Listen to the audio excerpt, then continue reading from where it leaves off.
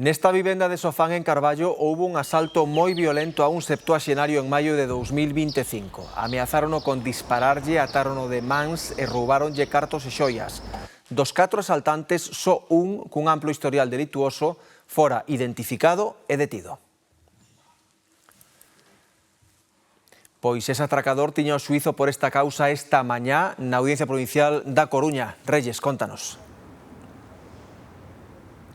Sí, inicialmente enfrontábase a unha pena de 13 anos de cadea por un delito de roubo con violencia e outro de detención ilegal. Porén, antes da vista oral, a defensa e a Fiscalía chegaron a un acordo, así que, tras recoñecer o procesado os feitos, foi condenado a 8 anos de cadea por estes dous delitos e tamén a unha pena de multa polas lesións causadas. É o momento en que o acusado de asaltar e atar un septuaxenario na súa casa da parroquia carballesa de Sofán recoñeceu ser o autor dos feitos. Recoñeceu os feitos e reparou incluso parte do dano causado, o cual supuso na práctica unha rebaixa considerable da petición inicial que tiña o Ministerio Fiscal.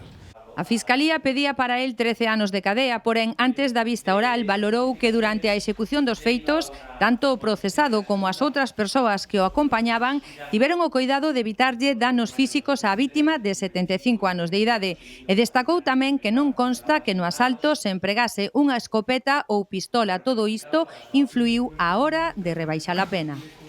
Quedan 8 anos, dos cuales leva un ano prácticamente preventivo, quedanlle 7, queremos que con as ventaxas que te pode ter a nivel penitenciario podría optar rapidamente, se non rapidamente, a medio prazo un tercer grau.